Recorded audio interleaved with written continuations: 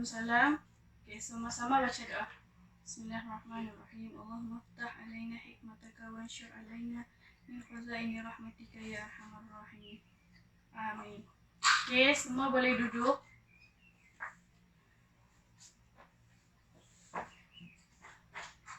Oke. Ustazah mau bagi tengok gambar nih. Apa yang kamu paham daripada gambar nih? Ya, Zik? Betul, perjalanan dari satu tempat ke satu tempat yang lain. Oke. Daripada gambar yang kamu nampak nih, kita akan belajar tentang sholat. Ya, Mimi? Sholat jamak dan qasar. Oke, sholat jamak dan qasar. Pasal perjalanan ini berkaitan. Oke. Coba buka buku teks muka surat 118.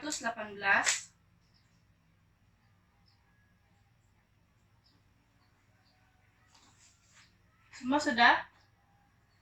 Oke.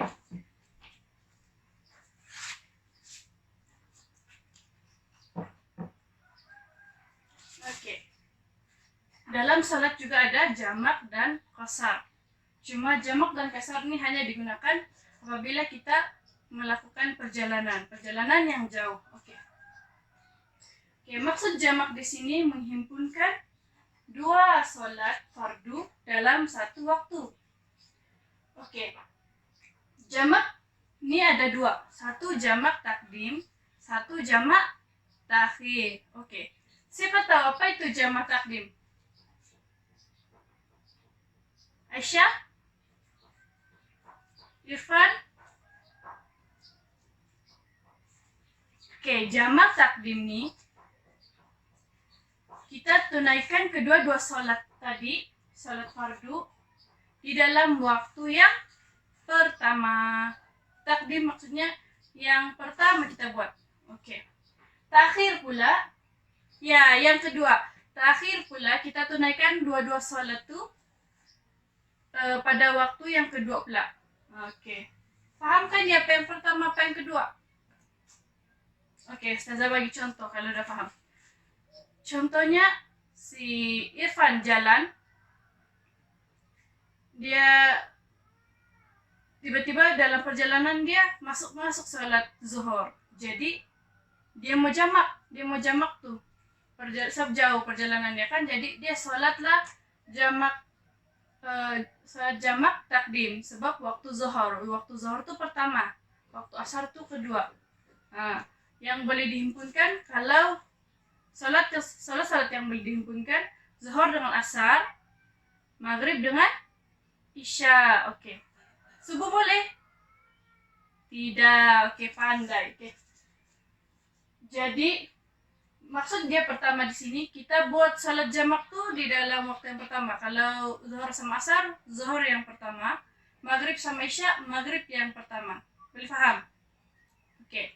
Kalau kedua maksud dia di sini takhir, kita salat pada waktu yang kedua, yaitu pertama dalam zuhur sama asar di waktu asar, waktu maghrib sama isya di waktu isya. Oke. Setakat ini boleh paham sedikit pasal jamak takdim dan jamak takhir. Boleh? Hazik boleh? Aisyah boleh? Oke. Kalau boleh paham setakat tuh, kita masuk pada qasar pula. Apa beza jamak dengan qasar? Kalau jamak tadi menghimpunkan, kalau qasar? Ada yang mau jawab?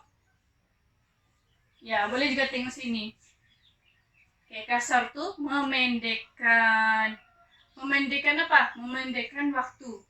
Contohnya zuhur ada 4 rakaat, kita pendekkan jadi 2. Asar ada 4 rakaat, kita pendekkan jadi 2. Tapi macam mana pula maghrib? 3 jadi 2? Tidak boleh. Kalau maghrib, dia tetap 3.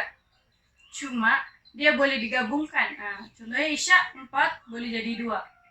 Jadi kalau sholat maghrib dengan Isya, buat 3 dulu, baru 2. Oke, boleh paham? Oke, boleh paham semua? Oke, jadi Ustazah mau bagi kamu tugasan. Sebelum itu Ustazah mau kamu buat 3 grup. 3 grup tuh, satu grup buat syarat sholat jamak takdim. Grup yang kedua buat syarat sholat jamak takhir. Yang ketiga buat syarat diharuskan sholat qasar. Ustazah bagi masa 5 menit untuk buat, oke?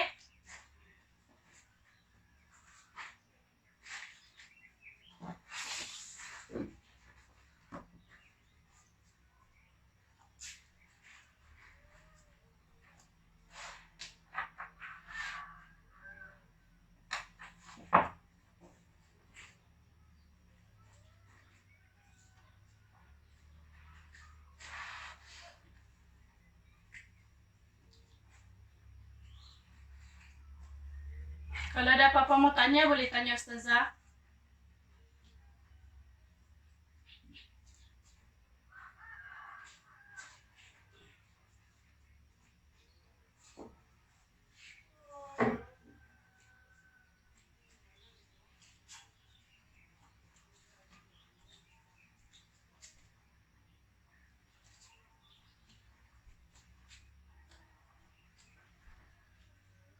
Oke.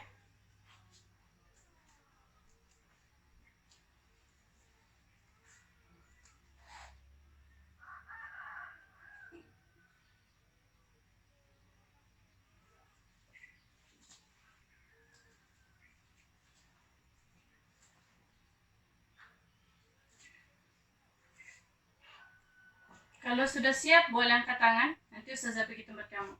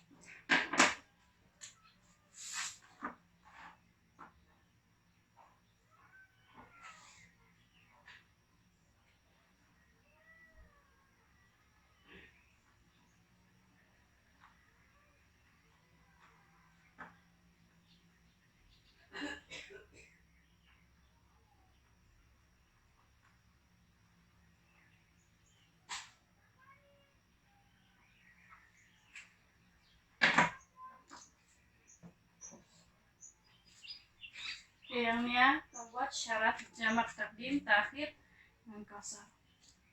Ada sudah siap? Oke. Nih. Sudah siap? Oke. Oke. Untuk yang pertama, syarat sholat jamak takdim. Oke. Syarat sholat jamak takdim, grup pertama buat melaksanakan sholat mengikut urutan. Yang kedua, niat jamak dalam sholat pertama. Takdim tadi pertama. Oke. Yang ketiga, bersegera tunaikan sholat. Yang kedua, selepas memberi salam sholat pertama. Apa maksudnya di sini? Ada siapa yang tahu? Mimi? Azik? Oke, maksudnya di sini selesai kita buat sholat jamak. Yang pertama contohnya kita gabung zuhur dengan asar. Kita buat zuhur 2 rakaat. Selesai aja zuhur tuh, terus sambung dengan asar 2 rakaat. Nah, itu maksudnya berurutan, bersambung. Oke. Yang keempat, berkekalan musafir hingga selesai memberi salam sholat kedua.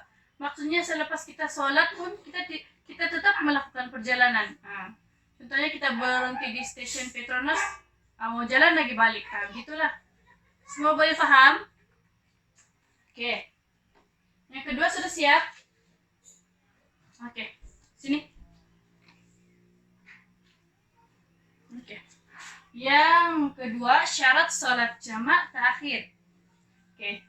Syarat sholat jamak taakhir dia ada 2 saja. Yang pertama, niat jamak dalam waktu pertama. Kedua, masih bermusafir sehingga selesai sholat ditunaikan. Berbeza dengan yang pertama tadi.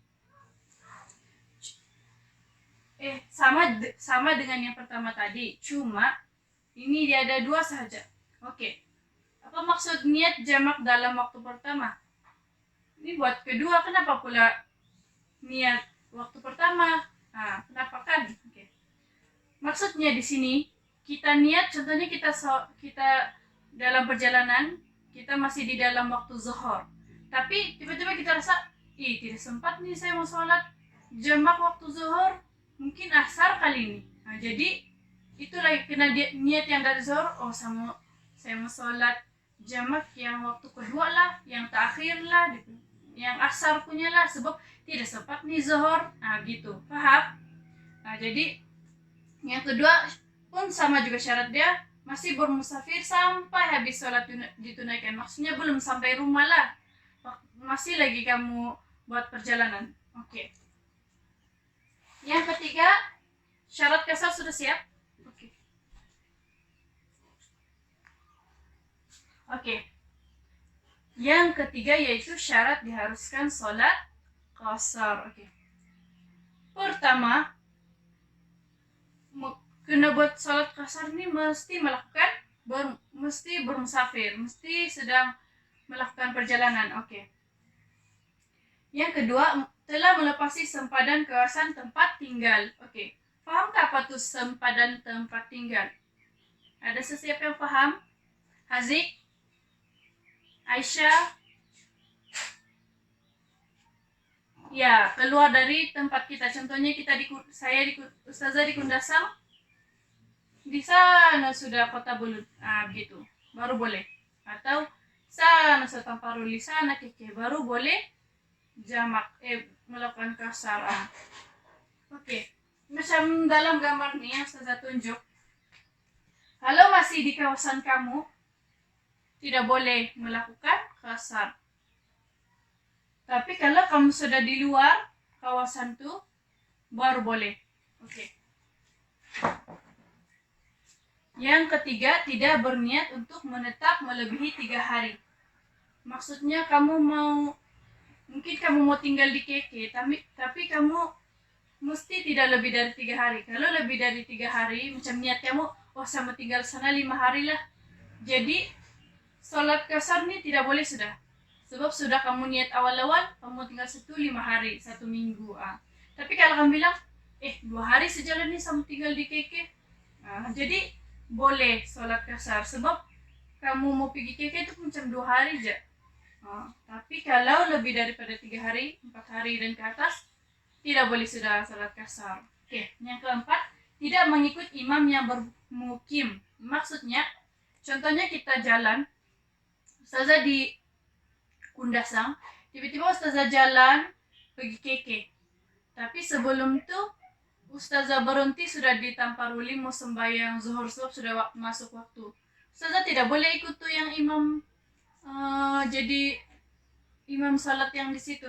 Kan dorong salat zuhur macam biasa. Jadi Ustazah tidak boleh ikut tuh. Ustazah kena niat untuk jamak. Kalau waktu zuhur tuh jamak takdim. Cuma Ustazah kena buat sendirilah, gitu. Boleh paham? Oke, yang seterusnya, syarat perjalanan yang diharuskan salat jamak dan qasar. Oke. Yang pertama, syaratnya mesti kita tahu destinasi yang kita mau tuju. Oke, contohnya, saya mau pergi Keke. Contohnya, saya mau pergi Kuala Lumpur. Saya mau pergi Tawau. Saya mau pergi luar negara. Oke, contohnya. Oke, yang kedua, jarak perjalanan sehala melebihi 81 km. Maksudnya 81 km ini bukan kita pergi Ranau, kita balik lagi Kundasang, kita pergi Ranau lagi, kita balik lagi Kundasang, mau kasih cukup tuh 81. Oke, bukan macam itu.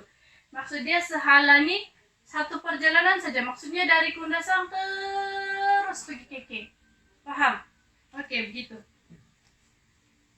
Oke, yang ketiga, bukan untuk tujuan maksiat. Maksudnya kita ada tujuan yang betul, kita ada tujuan yang berguna lah orang kata. Oke, maksudnya di sini bukan kita mau pergi sana semata-mata mau pergi tengok wayang. Tengok wayang tuh dikira tidak bermanfaat juga, kira maksiat. Jadi tidak berbaloi lah sebenarnya kita buat jamak dan kasar, tapi kita buat benda yang tidak berfaedah, yang tiada guna. Jadi kendala mungkin ada urusan kerja, ada urusan urusan jumpa saudara mara pergi situ. Itu baru ada alasan yang kukuh lah untuk buat salat jamak dan takhir. Oke. Untuk buat salat jamak dan kasar. Oke.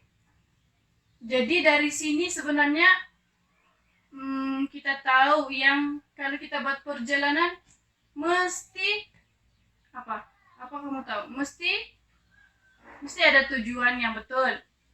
Mesti kita tahu destinasi mana dan mesti melebihi 81 km. Oke, kalau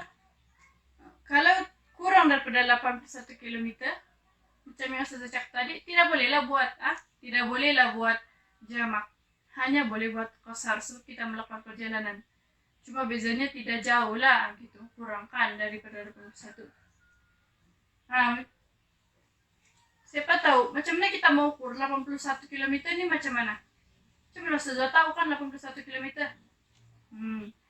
Bila kita buat perjalanan, kamu perasan kayak ada papan tanda, dia tulis 57 km, 63 gitu contohnya, 87, 92 gitu contohnya. Ada kan? Jadi di situ sebenarnya kita boleh tahulah perjalanan kita pergi Keke berapa, perjalanan kita pergi mana-mana berapa.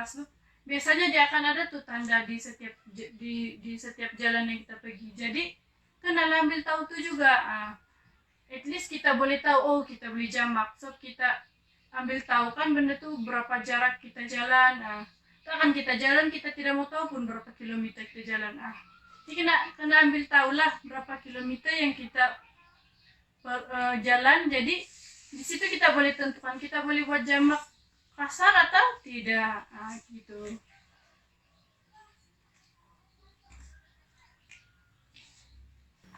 Oke, untuk aktiviti, Ustazah mau kamu tengok dulu perjalanan ini.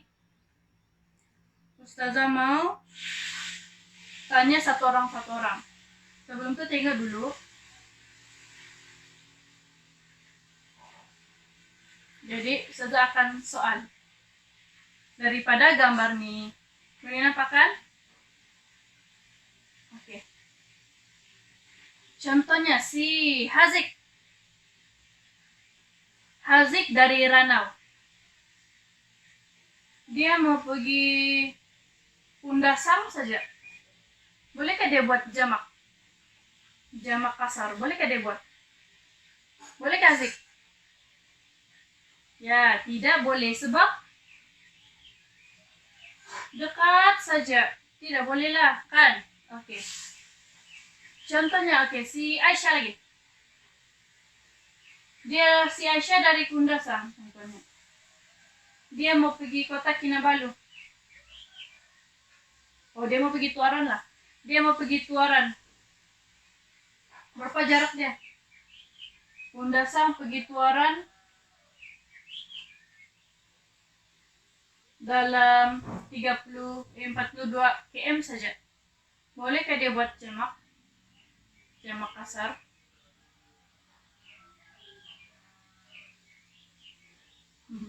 Oke. Untuk jamak dia tidak boleh buat. Untuk kasar dia boleh buat. Kenapa Ustazah cakap begitu? Oke, sebab kalau kasar nih dia asalkan kita melakukan perjalanan kita boleh sudah kasar. Cuma kalau untuk kasar satu waktu sajalah kalau tiada jamak. Oke, kenapa Ustazah bilang tidak boleh jamak? Oke, tengok dia punya jarak 42 km. Sedangkan syarat untuk kita melakukan melakukan jamak takdim dan takhir ialah siapa tahu? 81 km. 81 km, 42 km sampai ke tidak P81? Tidak sampai. Jadi bolehkah tidak dia buat jamak? Tidak, tapi kasar boleh. Oke. Contohnya si Mimi. Contohnya Mimi dari Ranau. Mau pergi kota Kinabalu. Boleh buat jamak dengan kasar kah tidak? Ya, boleh. Sebab? Betul. Pertama, jarak dia sudah 92 km. Maksudnya lebih daripada 81. Yang kedua, dia melakukan perjalanan.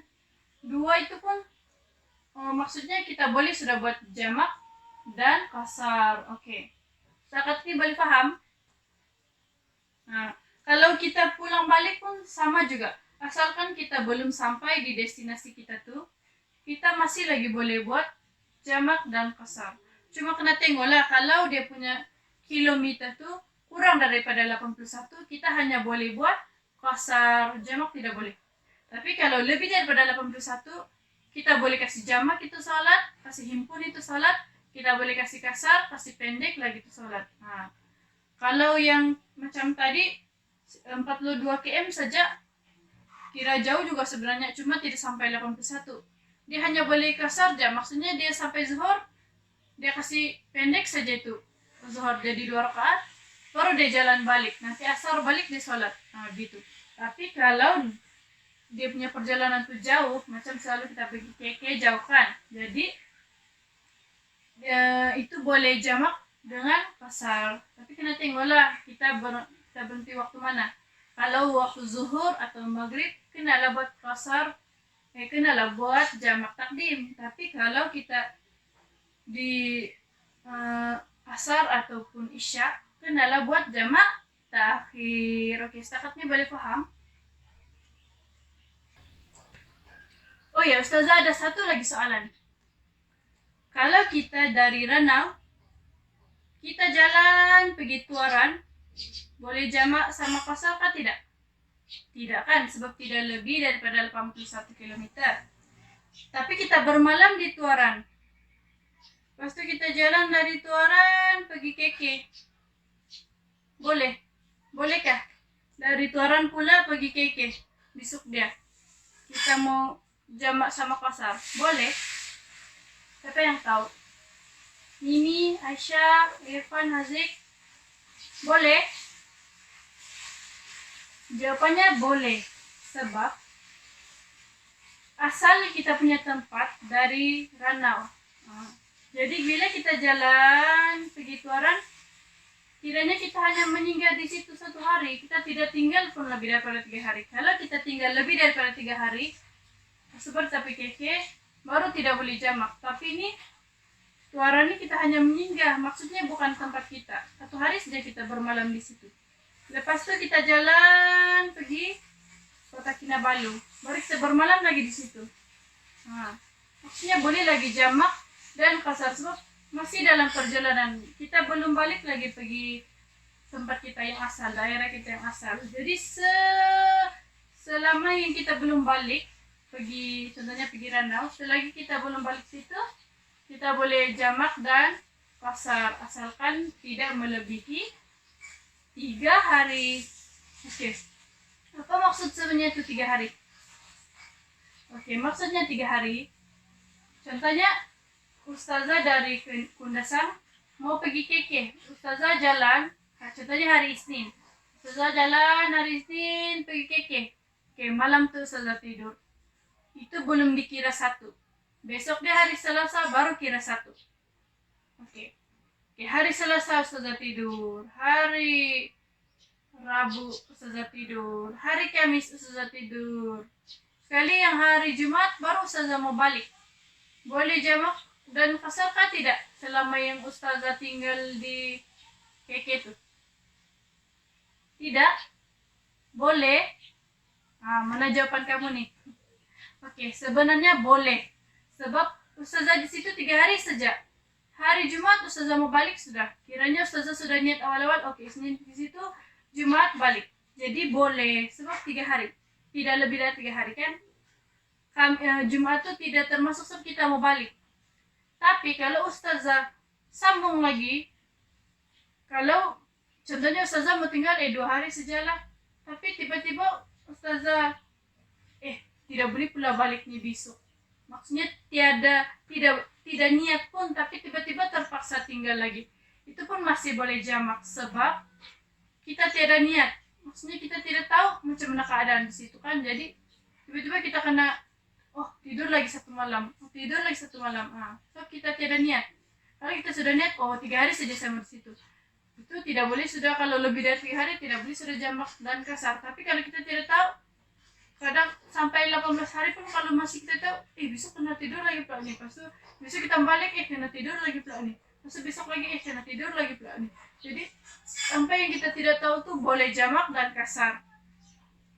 Cuma tidaklah betul-betul kita mau besok tidak tahu lima balik, besok tidak tahu lima balik. Tidaklah kan begitu, mestilah kita pun 2 hari 3 hari kali. Nah gitu, mesti kita ada tetap, kita mau ada niat juga itu, mau tetap berapa hari. Nah, mesti ada pendirian juga. Nah gitu. Jadi kalau ustazah tadi tuh di keke 3 hari kan, Jumat tuh ustazah balik kan, tiba-tiba ustazah balik Jumat tuh ustazah tidur di tuaran. Jadi dalam Sabtu atau Ahad baru sudah mau balik di Kundasang. Jadi boleh kan tidak? Boleh, sebab kawasan Tuaran dengan kawasan Kota Kinabalu tidak sama daerah dan dia jauh sudah. Jadi boleh, even ustazah tidur di Tuaran walaupun ustazah tidur 3 hari, macam yang di Kiki tadi, macam ustazah tidur hari Jumat, pas itu hari Jumat, Sabtu, Ahad, Isnin. Hari Selasa itu baru sudah mau balik Kundasang. Boleh, sebab kita di kawasan lain sudah, dan kita bermalam pun di kawasan lain. Nah, begitu. Tapi asalkan tidak lebih dari 3 hari. Oke, setakat ini semua paham? Kalau ada apa-apa soalan, tanya, tahu.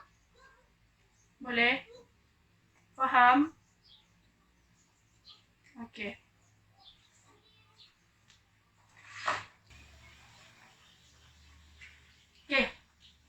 Sebelum Ustazah habiskan sesi kelas kita hari ini, Ustazah mau tanya apa yang kamu dapat daripada yang Ustazah terangkan tadi? Hazik, Irfan, siapa lah angkat tangan. Ustazah mau tengok. Apa yang kamu paham daripada yang Ustazah ajar tadi? Oke, Aisyah.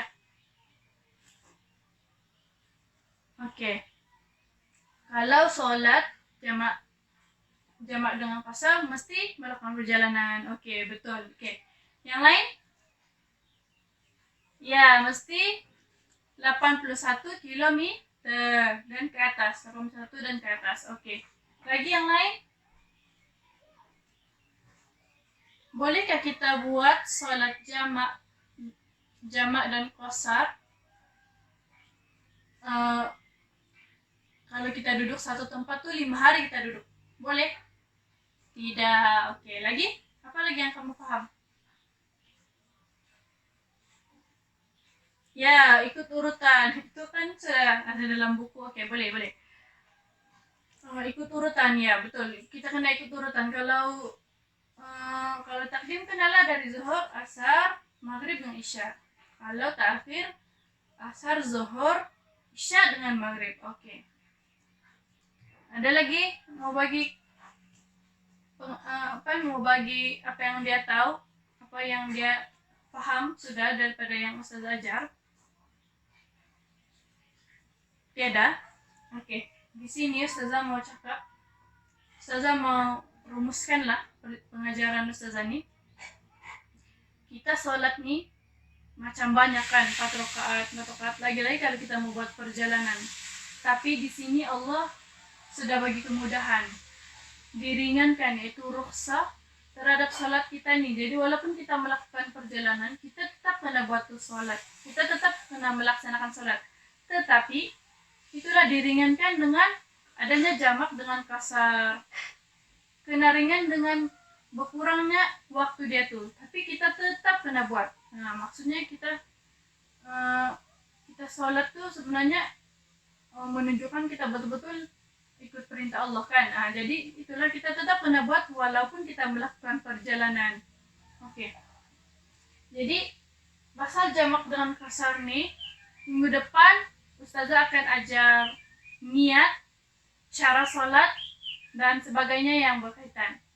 Jadi untuk tuh setakat nih, Ustazah harap kamu paham apa yang Ustazah terangkan dari awal sampai akhir. Sebab ini kita melakukan dalam kehidupan kita ini banyak kali. Yalah, kamu duduk rumah aja setiap hari, tidak kan? Mesti melakukan perjalanan. Tapi bedanya jauh dengan dekat.